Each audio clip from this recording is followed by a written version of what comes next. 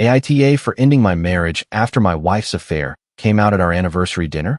I'm Colin, a 38-year-old husband who spent most of 9 years believing patience could solve almost anything. I was the one who noticed when Sabrina's gas tank was low, saved her the comfortable side of a restaurant booth, and brought home the kind of ice cream she liked without being asked. I wasn't perfect, and neither was she, but I thought we had the kind of marriage where ordinary effort mattered. By the time our anniversary dinner arrived, I had learned something different. The quietest person at the table is not always the weakest one. Sabrina was 36, and when I first fell in love with her, she had a way of making normal days feel like inside jokes.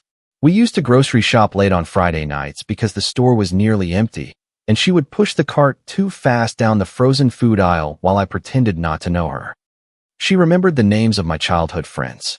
She sat beside my mother during a difficult hospital visit and kept everyone calm when I could barely think straight.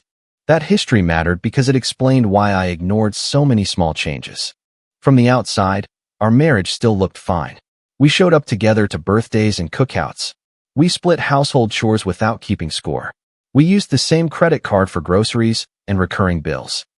We had dinner with other couples and posted an anniversary photo every year that made people assume we were solid. The first change was her phone. Sabrina had never been careless with it, but suddenly she treated it like something that needed protection. She changed her passcode. She turned the screen face down whenever she left a room. If it buzzed while we were watching television, she would glance at it and smile before carrying it into the kitchen. The first few times, I said nothing.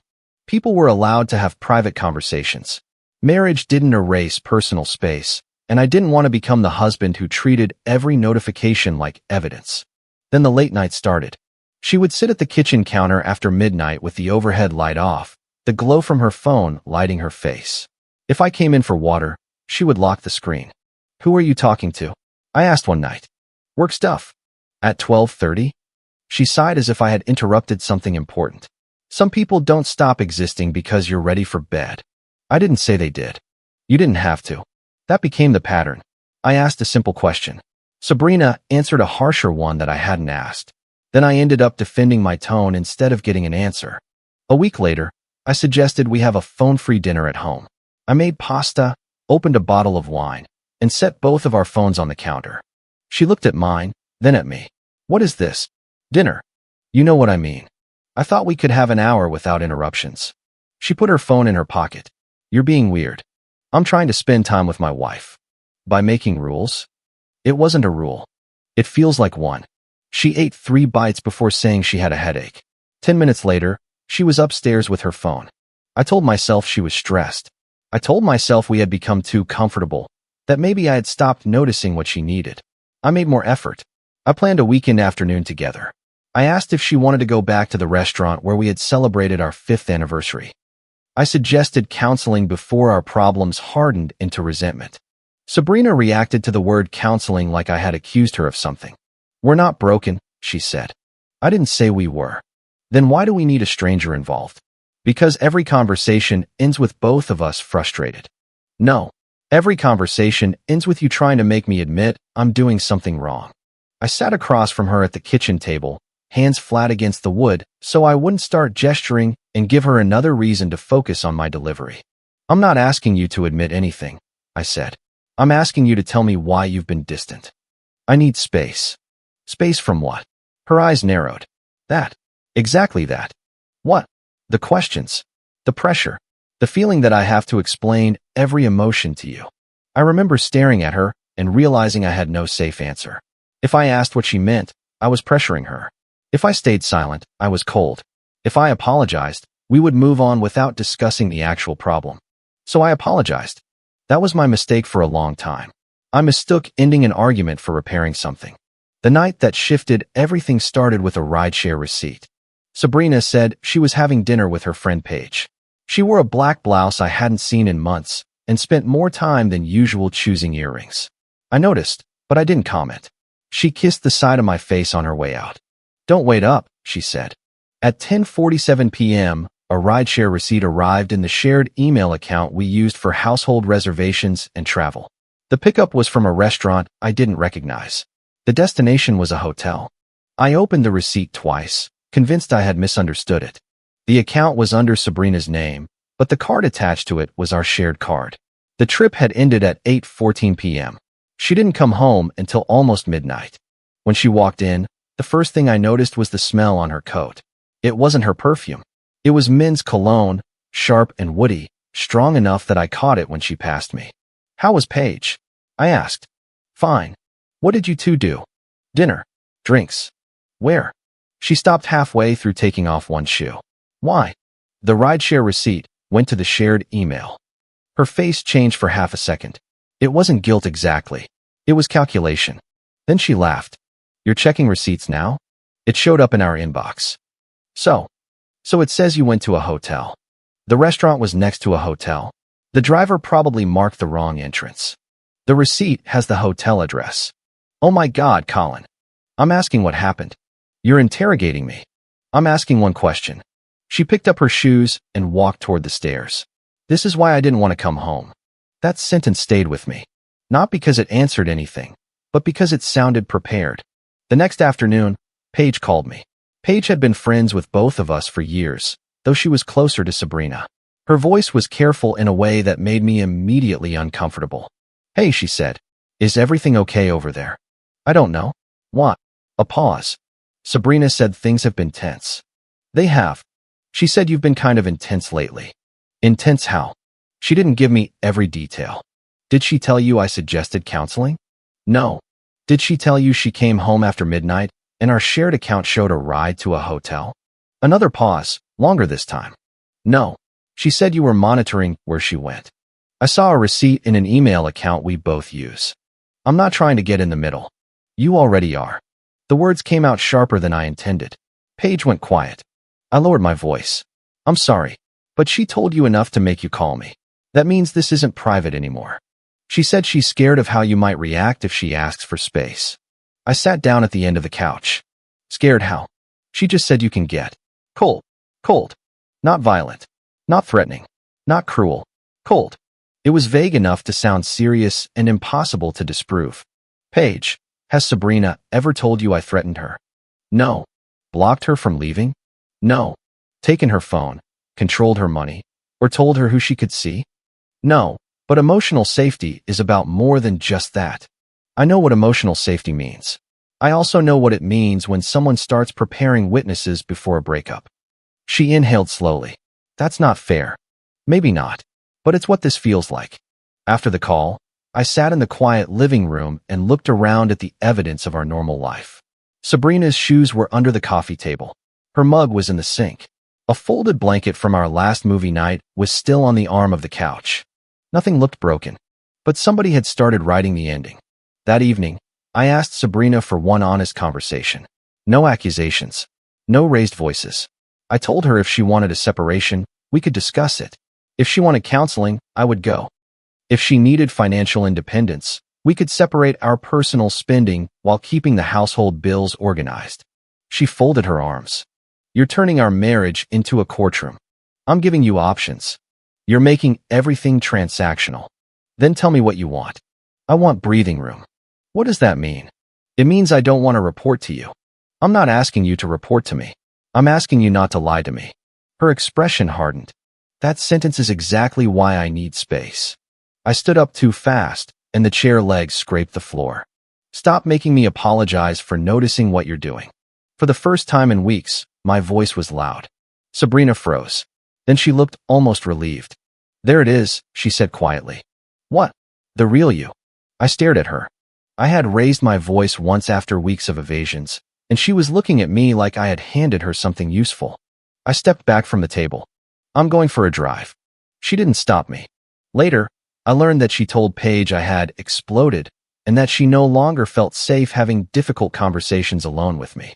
I did not know that yet, but I could feel the shape of it forming. The first hard proof came 3 days later. Sabrina left her phone on the kitchen counter while she changed clothes upstairs. I was rinsing a plate when the screen lit up. I did not touch the phone. I did not enter a passcode. The message preview was fully visible. "Derek, after you dump him, text me. I'll be outside." I stopped breathing for a second. Then another notification appeared beneath it. "Derek, just make sure he looks like the problem." My hands were wet. I dried them on a towel, took my own phone from my pocket, and photographed the visible screen before the messages disappeared. Then I put my phone away and finished rinsing the plate. That part surprises people when I tell them. They expect me to say I ran upstairs, threw open the bedroom door, and demanded answers. I wanted to. My whole body felt like it had been filled with hot wire. I wanted to hear her deny it while I held the photograph in front of her.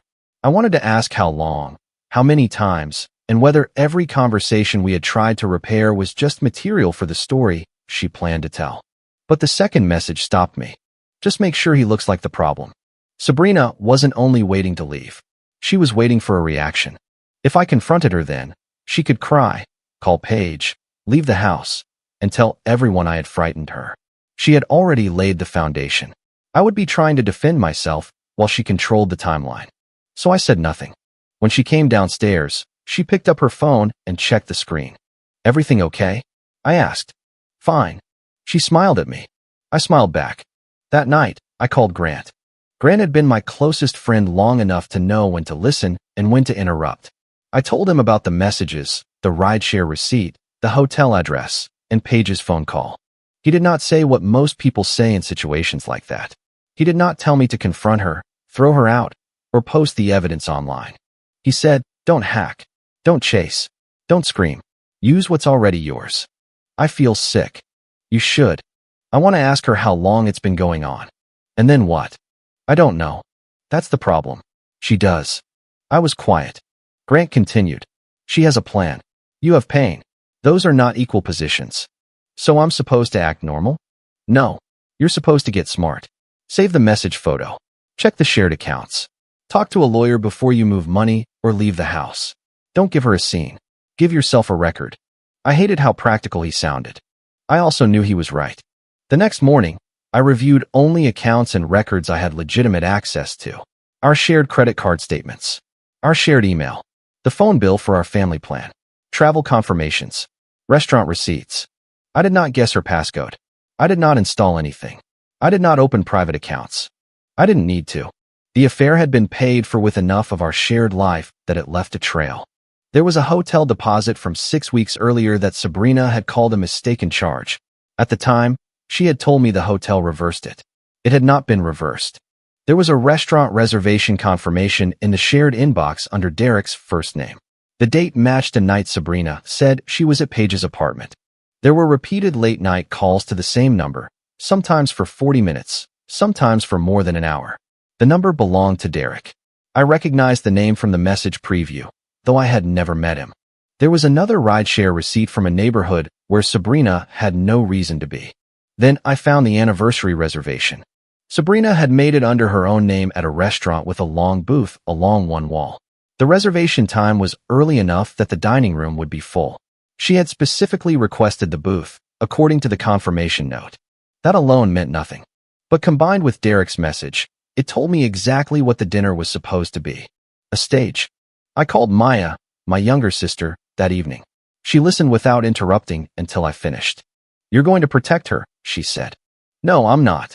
You are already thinking about how to make this less embarrassing for her. I don't want to become cruel. Those are not the same thing. I loved her. I know. I still don't want to destroy her. Maya's voice softened, but only a little. Then don't. Tell the truth. Protect yourself. Leave the rest alone. I rubbed my forehead. What if everyone thinks I planned some revenge stunt? Some people will. That doesn't bother you. It bothers me less than you letting her call you dangerous because you asked where she was. I didn't answer. Maya said, self-respect is not the same thing as giving up. And silence is not dignity if somebody else is using it to lie about you. That sentence shifted something in me. For weeks, I had been trying to preserve the marriage. Then I had been trying to preserve Sabrina's image because I thought that made me decent. I had not spent enough time preserving myself. Finding Nora was not difficult, but contacting her was the part one debated the longest. Derek's name appeared on a restaurant reservation and in the message preview. A basic search showed he was married to Nora. There were ordinary photos of the two of them at family events and holiday dinners. Nothing dramatic. Nothing that suggested she knew. I wrote and deleted my message 4 times. The final version was short. Hi, Nora. I'm Colin, Sabrina's husband. I believe our spouses have been lying to both of us. I'm not contacting you to recruit you into revenge, and I'm not asking you to take my side. I have a visible message preview, shared financial records, and call logs that concern Derek. I think you deserve the chance to look at the facts before anyone tells you that you imagined something. I attached nothing. I sent it and put my phone down. She replied 23 minutes later. What exactly are you saying? I told her Sabrina and Derek appeared to be having an affair. I described the message preview without adding insults or assumptions. I gave her the date of the hotel charge and the restaurant reservation. Nora asked for the photograph of the visible message and the relevant receipt dates. I sent those. Then there was silence for nearly a day. When she finally called, her voice was calmer than mine. I checked before I called you, she said. What did you find? Enough. She explained that Derek had mentioned Sabrina before, but always as a needy friend who misread his attention. Whenever Nora questioned the late calls, Derek said Sabrina was having marriage problems and needed somebody to talk to. He told me she was unstable, Nora said. He said he was trying to keep her from doing something reckless. I closed my eyes. What did he tell her? That he was leaving you, I said. Nora let out one short breath that was almost a laugh. Of course he did. She had checked their phone records. The calls matched ours. She had found a restaurant charge on a personal card Derek rarely used. The date matched the reservation in my email. She also found a hotel parking charge from the same night as our shared hotel deposit. I don't yell when I'm guessing, she said. I wait until I know. What do you want to do? That depends. What is happening at your anniversary dinner? I told her about the messages. After you dump him, text me. I'll be outside. Just make sure he looks like the problem. Nora was silent for several seconds. So he plans to pick her up afterward. That's what it looks like. And she plans to tell people you frightened her. She's already started. Then I want to be there. I hesitated. I don't want you used as a prop. I'm not volunteering to be your prop. Her tone was firm, not offended.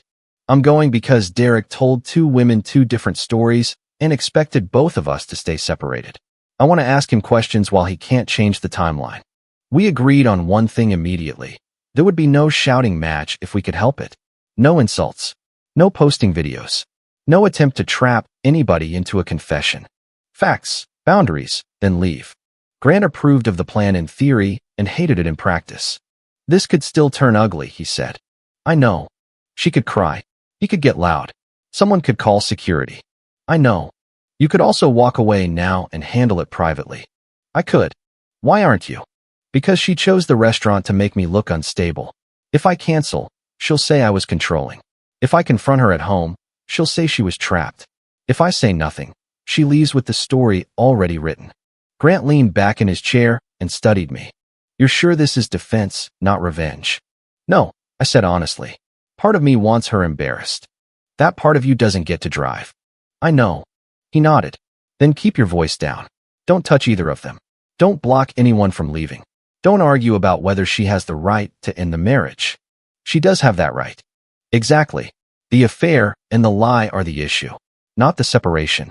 Before the dinner, I took several practical steps. I scheduled a consultation with a family law attorney. The attorney did not give me a dramatic speech or promise a quick victory. She told me to preserve records, stop discussing emotional issues by phone, avoid reckless financial moves, and keep joint household obligations funded until there was a clear agreement. I followed that advice. I removed Sabrina as an authorized user from my personal card, but I did not drain our joint account. I left enough for the mortgage, utilities, insurance, groceries, and other agreed expenses. I downloaded statements showing the hotel deposit and restaurant charges. I saved the rideshare receipts and call logs. I also canceled the anniversary trip I had booked months earlier. It was supposed to be 2 quiet nights away after the dinner. Sabrina had told me the trip might help us reconnect.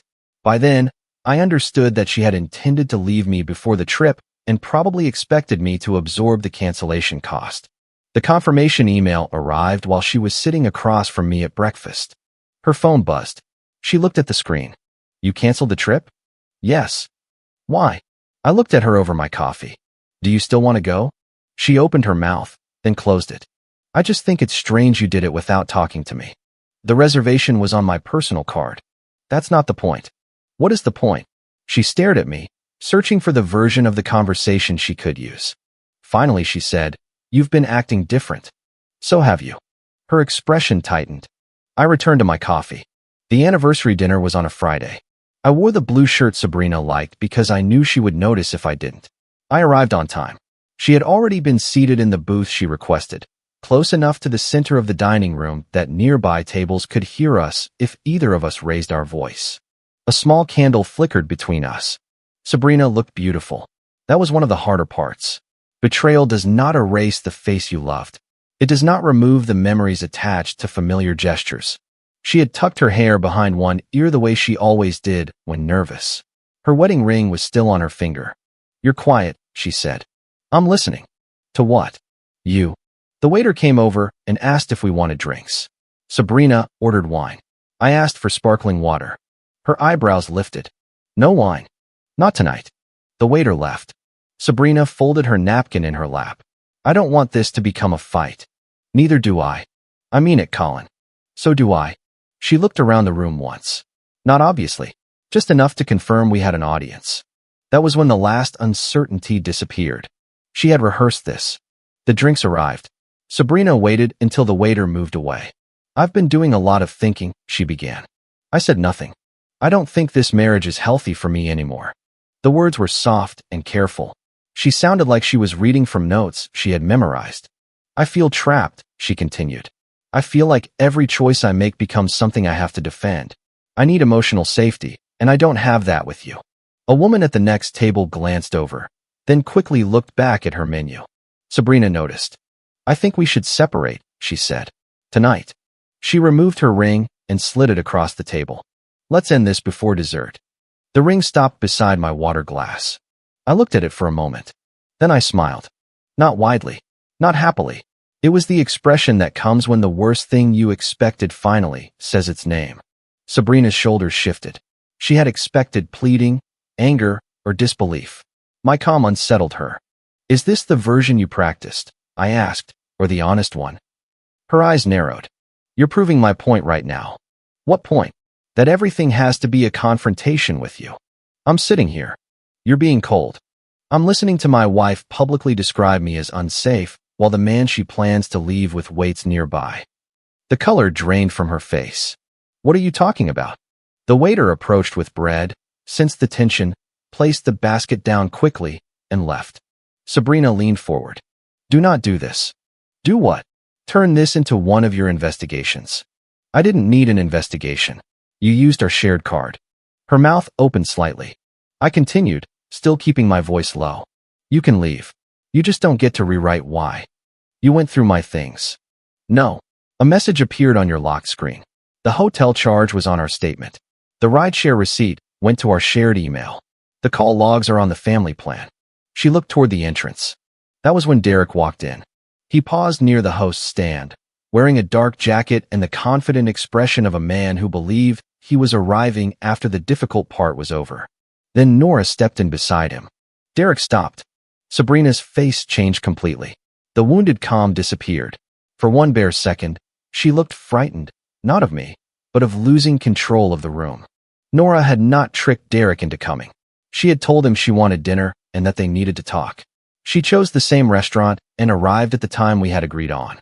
Derek apparently had not asked enough questions. The hostess gestured toward our booth. Nora walked over first. She carried a small envelope in one hand. Derek followed because standing near the entrance would have drawn more attention than sitting down. Sabrina whispered, "What did you do?" I looked at her. "You planned this dinner so I'd look unstable. I planned mine so the truth had a seat." Nora stopped beside the table. "Move over, Derek." He stared at her. "Nora, this is not." "Sit down." He looked toward the door. Nora's voice stayed even. "You were brave enough to walk in here." Derek sat at the end of the booth, not beside Sabrina and not quite beside Nora. He looked like he wanted to make himself smaller without appearing afraid. Nora placed the envelope on the table. Inside were a few printed screenshots and receipts. Not a giant courtroom file, just enough to prevent easy denial. Sabrina looked at Derek. "You said she knew." Nora turned toward her. "He said you were a confused friend who imagined a relationship." Derek rubbed a hand over his mouth. "This is not what it looks like." Nora pulled out one receipt and placed it in front of him. "Don't call her confused. You booked the room." That was... The hotel parking charge is on your card. Her deposit is on theirs. The dates match. He glanced at me. This is private. It stopped being private when you both planned to make me look dangerous, I said. Sabrina's eyes filled with tears so quickly that I almost admired the reflex. You're humiliating me. No, I said. You tried to humiliate me with a performance. I'm answering with facts. This is cruel. Leaving me is your right. Cheating is your choice. Using our money to do it and telling people you were afraid of me is the lie. You have no idea what it felt like living with your suspicion. I didn't become controlling because I noticed you lying. Her voice rose. You were checking where I went. A receipt landed in our shared inbox. You checked the phone bill. It is our family account. You canceled the trip without asking me. Because you planned to leave me before it. Nearby conversations had softened. Nobody was openly staring, but the people closest to us had stopped pretending not to hear. I did not enjoy that. The scene was not thrilling. My hands were cold beneath the table, and every sentence felt like another brick being placed on the grave of my marriage. Nora looked at Derek. What did you tell her about me? He shook his head. This is not the place. What did you tell her? Nora. She said you told her I knew. Derek looked at Sabrina, then at me. You're all twisting private conversations. Nora slid a screenshot toward him. It showed a message he had sent Sabrina. After dinner, text me. I'll be outside. Below it was the line that mattered most. Just make sure he looks like the problem. Derek's face tightened. Sabrina began crying in earnest. I was scared, she said. Of what?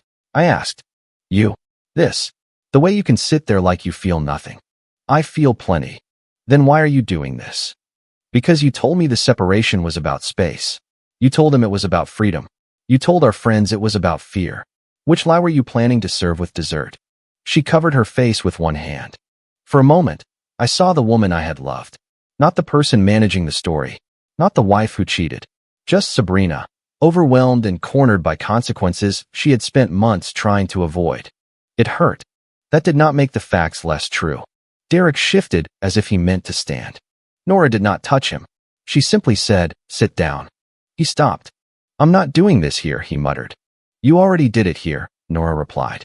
You came to collect her. I came because she said she needed help. Sabrina looked up sharply. You told me you were leaving Nora. I said things were complicated. You said you had already talked to her. I said I was going to. Nora gave a small nod, as if a final number had been confirmed. There it is. Derek turned toward her. We have problems too. We do now. Sabrina stared at him. You said tonight was the beginning. He looked down at the table. That silence ended the affair more effectively than anything I could have said. Sabrina had believed Derek was waiting to start a life with her. Derek had believed he could keep both women in separate rooms, each accepting whatever version he gave them. Once the rooms became one table, he had nothing. The waiter returned and asked, very carefully, whether we needed anything else. I looked at the untouched bread, Sabrina's wine, my water, and the ring beside my glass. The check, I said. Sabrina looked at me as if that was the cruelest part. You're just leaving? You asked to end the marriage before dessert. Colin, please. I pushed the ring back across the table. You left this on my side. Her fingers curled around it. I don't want a night to be the last conversation we ever have. It won't be. We have a separation to handle. That's not what I mean. I know. The waiter placed the check in a black folder. I paid for my water and my share of the food we had ordered but barely touched. Nora paid for hers. Derek reached for his wallet after Nora looked at him without speaking. The practical ending felt almost absurd. For people had just watched two marriages split open, and the restaurant still needed a tip. Outside, Sabrina followed me toward the parking lot. Colin. I stopped but kept several feet between us. She wrapped her arms around herself. I didn't know how to leave. You could have told me the truth. You would have asked questions. Yes. You would have made me feel guilty. You were guilty. She flinched. That's what I mean. You always have to make everything so hard. No, Sabrina. I made it hard to lie without being questioned. She looked back toward the restaurant entrance. Derek had not come out. You contacted his wife. Yes. You had no right. She had the right to know what her husband was doing. You ruined everything. No. I stopped you from deciding which parts everyone else was allowed to know. Her face twisted. You wanted revenge. Part of me did. She seemed surprised by the admission. I continued. That's why I documented facts instead of screaming at you. That's why I spoke to a lawyer. That's why I didn't touch your private accounts or post anything online. I wasn't trying to ruin you. You brought her to our anniversary dinner. You brought her husband into our marriage. She looked away. I can't go home with you. I'm not asking you to. Where am I supposed to go? You had a plan for that before dinner. The words landed hard. I did not take them back. Sabrina left in a rideshare 20 minutes later. Derek never came outside to collect her. I drove home alone. The house was exactly as we had left it. A dish towel hung crooked from the oven handle. Sabrina's slippers were beside the couch. A small anniversary card I had bought weeks earlier was still hidden in the drawer of my nightstand. I sat on the edge of the bed and listened to my phone vibrate. The first call came from Sabrina. Then another. Then Paige. Then Sabrina again. I let them go to voicemail. Sabrina's first voicemail was angry. I cannot believe you did that. You made a private situation into a public ambush. You had no right to involve Nora, and you had no right to discuss our finances in front of strangers. The second voicemail was quieter. Please call me. I know you're hurt. I know I handled things badly. We need to talk before this gets worse. The third sounded almost like the woman I had married. Colin, please. I don't know where to go tonight. I listened to all three and did not call back. The next morning, after speaking briefly with my attorney, I sent one message. Anything from here forward needs to be clear, documented, and about the separation. I will keep agreed household obligations funded. I will not discuss the affair or our relationship by phone. Sabrina responded immediately. So now I'm only allowed to speak to you in writing? You can say anything you want. I'm telling you what I will respond to. You're still controlling the conversation. No, I'm leaving a record. She did not reply for several hours. Then she sent a list of clothes and personal items she wanted to collect. We arranged a time when Maya could be present.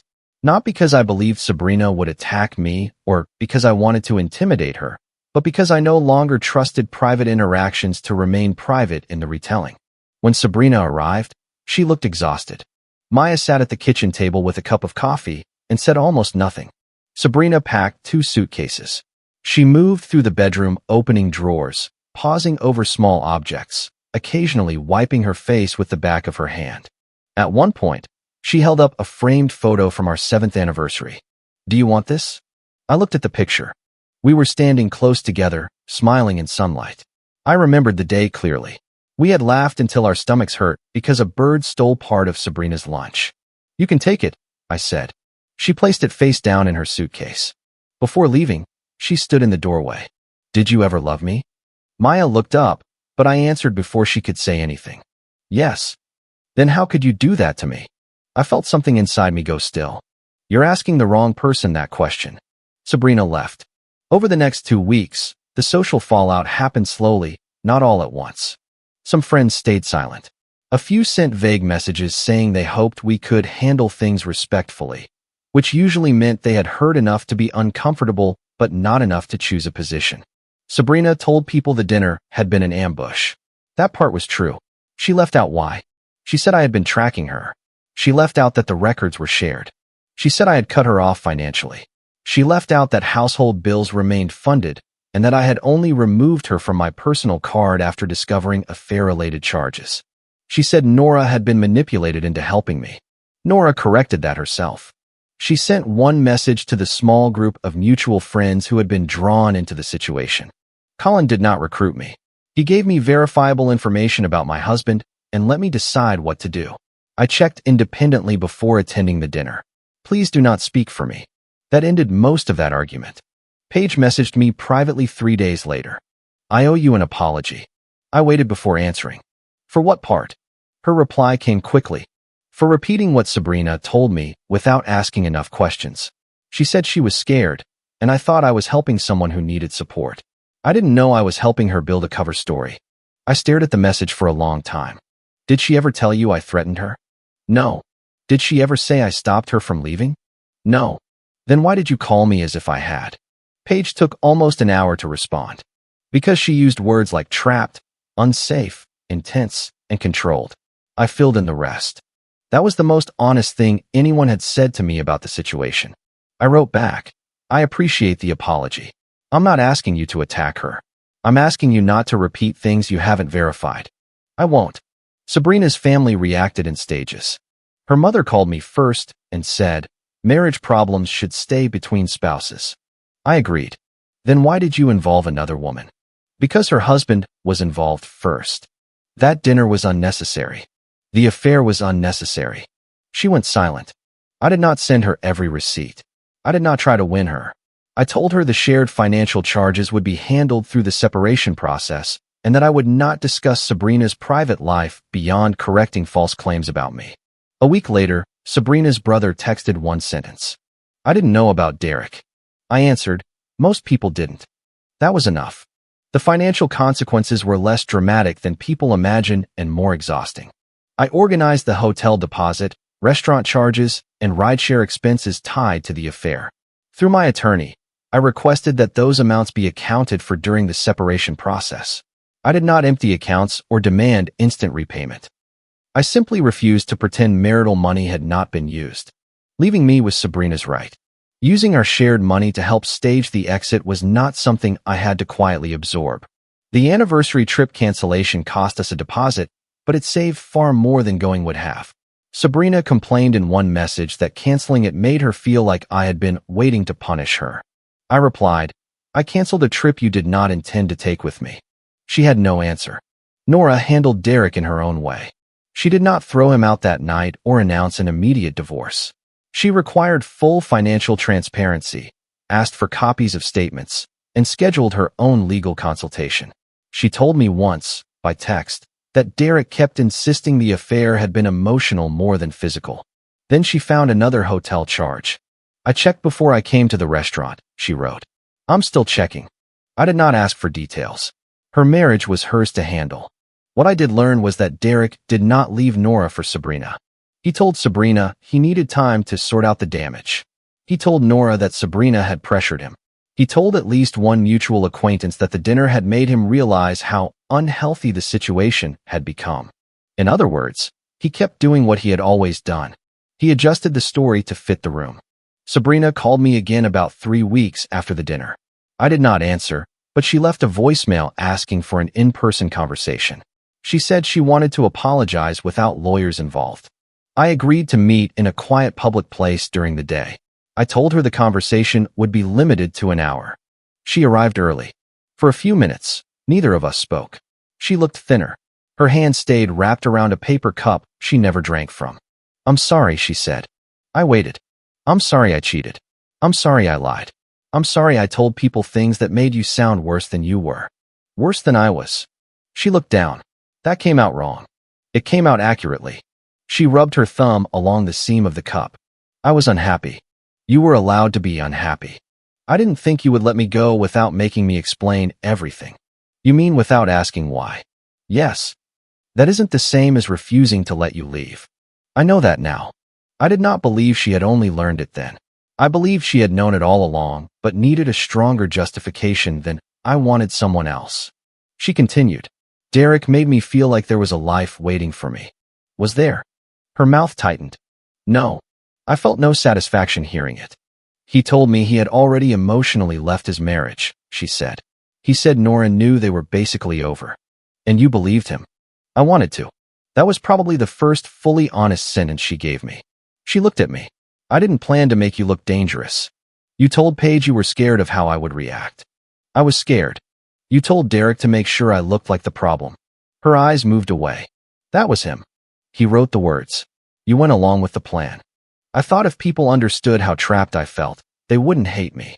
So you needed them to hate me first. No. That was the trade. Her eyes filled. I lost everyone. You didn't. Paige barely speaks to me. My brother won't take my calls. My mother keeps asking what else I lied about. Derek wants nothing to do with me. You destroyed my support system. There it was. The apology had lasted until the consequences entered the room. I didn't destroy your support system, I said. I stopped maintaining it with false information. You could have handled it privately. I tried. You called questions control. You rejected counseling. You prepared people to believe I was unsafe. Then you chose a public dinner because you expected me to react badly. I wanted witnesses. For what? She did not answer. For a threat. I continued. For me blocking the door? For me screaming? What exactly did you think I would do? I didn't know. Yes, you did. You expected me to be hurt and angry. Then you planned to use that pain as proof. She began crying. I was afraid you'd make me feel like a terrible person. I leaned back in my chair. Sabrina, I couldn't protect you from knowing what you were doing. She wiped her face. Can we not make this uglier? That depends on what you mean. I mean, we don't need to tell everyone every detail. We don't need to fight over every charge. We don't need to turn 9 years into evidence. I agree. She looked hopeful. I continued. I'm not going to publish your messages. I'm not going to call your friends. I'm not going to insult you to your family. But I will correct lies about me, and I will account for shared money spent on the affair. Her hope disappeared. So you're still punishing me? No. I'm refusing to pay for being betrayed and then blamed. You always make everything sound so reasonable. There was bitterness in her voice. I almost laughed, but I didn't. Would you prefer unreasonable? She looked down again. After a long silence, she asked, Is there any chance we could start over? No. The answer came easier than I expected. She flinched anyway. You don't even need time to think. I had time. You gave it to Derek. She pressed her lips together. I stood and placed my empty cup in the trash. Before leaving, I said the one thing I had needed to understand myself. I don't hate you enough to ruin you, but I respect myself enough to stop protecting you. That was our last personal conversation. After that, we communicated through clear written messages and, when necessary, through attorneys. The process was not fast, clean, or emotionally satisfying every day. There were forms, account summaries, arguments over furniture, and long stretches when I slept badly. Sometimes I missed her. Not the person who staged the dinner. The woman who raced shopping carts through empty grocery aisles. The woman who remembered my mother's medication schedule. The person I had built ordinary life around. Missing that version of her did not mean I wanted the marriage back. It meant 9 years had contained more than the betrayal that ended them. Grant kept me from turning anger into a hobby. Maya kept me from confusing sadness with weakness. Paige and I were never as close afterward, but her apology mattered because it showed how easily vague language can become a weapon when people stop asking what actually happened. Nora began her own separation months later. She told me only after the paperwork was underway. Derek had resisted financial transparency, then blamed her lack of trust for the marriage failing. Same trick, she wrote. Different table. Sabrina and Derek did not end up together. Without secrecy, sympathy, and the thrill of being chosen, there was apparently not much left between them. I did not celebrate that. What mattered was that Sabrina no longer controlled the story by herself, and I no longer lived inside a marriage where every honest question could be recast as an offense. On the night of our anniversary, Sabrina asked for a separation before dessert. By the time the check came, she had lost the marriage, the affair, and the false version of me she had planned to leave behind. I walked out with a restaurant receipt in my pocket, 9 years ending behind me, and my own name still mine. If you like the stories, don't forget to leave a comment and support the channel by subscribing. See you in the upcoming stories.